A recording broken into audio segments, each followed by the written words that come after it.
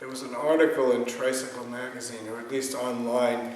There was a professor at Brown that did a study, or they call it a meta-study. She studied all the studies that have come out recently about the beneficial effects of meditation. If you follow these kind of studies, there are a lot of them about mindfulness now, or even meditation in general, and they'll tell you after 8 weeks, if you do 8 weeks of meditation, you get more compassionate. Something changes in your brain and more compassion arises. Or they'll tell you if you do this meditation, you'll get more happiness. Or you could just imagine all the positive things that they tell. So she did a meta-study, and she realized that what she came up with was that most of the studies were very bad studies. That the evidence that has been cited recently and is really suspect. And intuitively, that's what I have sensed all along. That, don't get me wrong, I think practice and meditation are, for me, I would say they're the critical piece in finding some peace and understanding about our lives and the lives of people around us. But I've been practicing for 40 years, and I've got lots of friends and acquaintances who've been doing the same. And though I'm sure their lives are better, all of our lives are better than they were when we started, somehow it didn't match the grand results that were being promised by these studies. 8 weeks and suddenly your life is different. And I'm sure there is some truth to that. But after, decades of practice, I also recognize that there's a lot of other factors at play, and it's promising too much, especially when you promise happiness.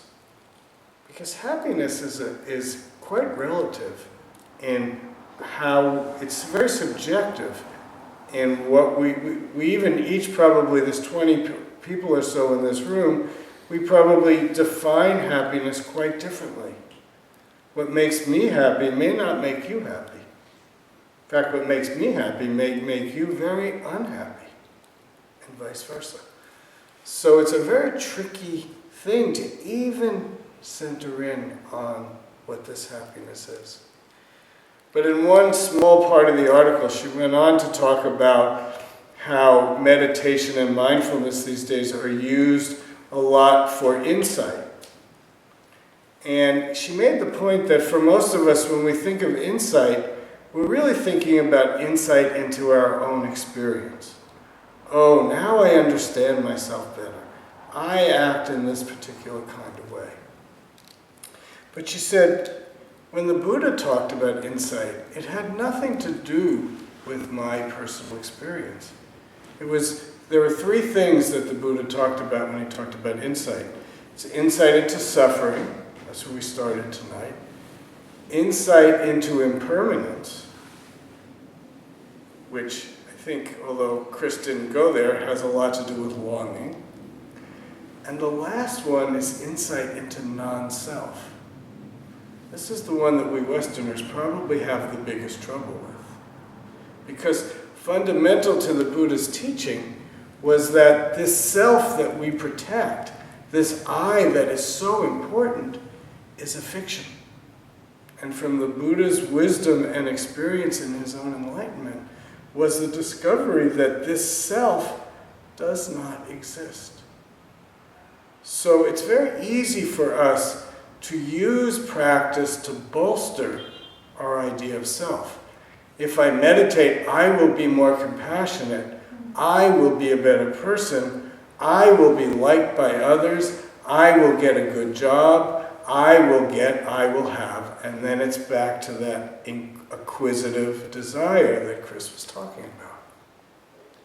True insight brings us to non-self. We look and look and look and look, and we actually can't find ourselves. We look and look and look and wonder, who is it? where is it? We think it's inside this body. But that's such a limited view of self. So we practice with this question, what am I? That's like an experiential practice point of the question, what is self? Who am I? But we don't try to understand it philosophically. Experientially, we keep looking. We keep wondering. We keep letting go of the answer. And from the Buddha's realization, come to a place where we actually can't find it. And that's the beginning point. When we recognize we can't find it, we don't know who it is, we don't know what it is, then an opening can occur. There's less to hold on to and more to be present with. That if we come to that place that I is a construct, then there's no separation between self and other. Zen Master Bon Soeng would say, you and the universe become one. No separation. Then tending and caring for the universe is tending and caring for the self. There's no separation.